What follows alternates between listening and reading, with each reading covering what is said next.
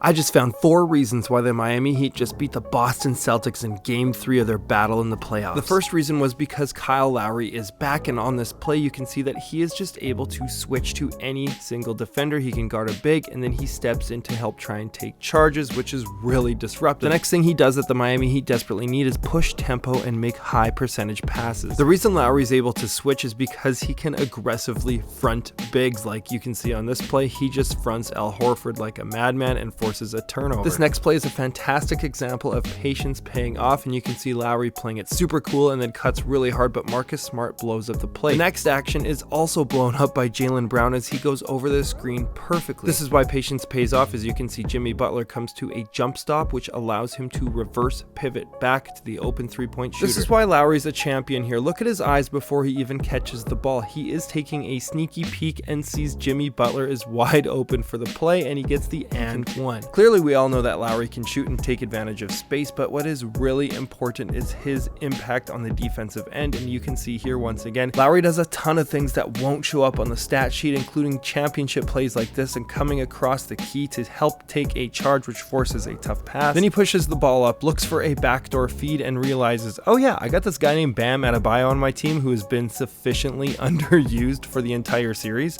That's a good play to make. Bam is also my reason number 2 why the Heat won, and everybody is talking about this nasty little play here, but let's show you why this even happened in the first place. And it's all because of Bam's much improved dribbling abilities, as he's able to push the floor up after getting the rebound. This allows the Celtics not to be set on defense, and there is no help to be found anywhere. So the Celtics were switching everything, and you could see that allowed for a ton of mismatches, but more importantly, because you know that they're switching so often, and because Bam Adebayo is subscribed to this channel, he knows that when there is a switch, there is a slip opportunity, and that is a thing of absolute beauty. This was a really close game to the end, and if you don't think this play mattered, you are crazy. That is a strip on a clear and easy rebound. This led to an and one by Jimmy Butler. That is 3 points the Heat desperately needed at the end of the game. Did we already mention about making plays that don't show up on the stat sheet? Here is Kyle Lowry forcing a turnover with maximum effort, fighting over top of a moving screen and flopping. Once again, Marcus Smart was one of the reasons why the Celtics decided to come back in this game, and this is a masterclass example of how to go and draw a charge against a bigger defender. Watch how Smart takes the first bump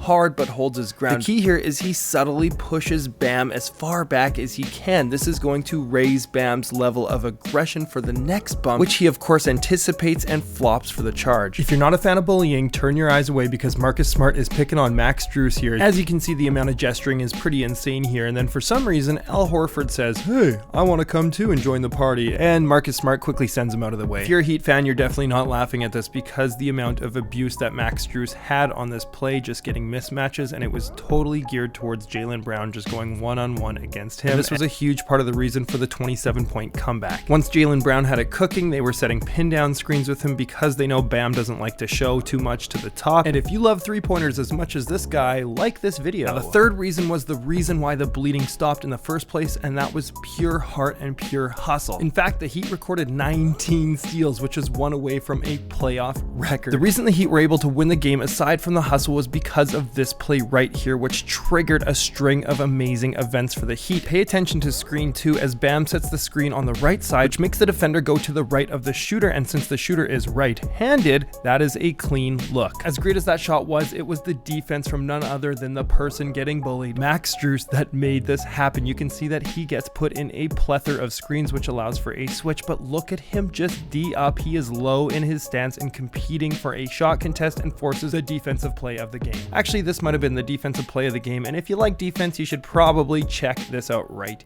here.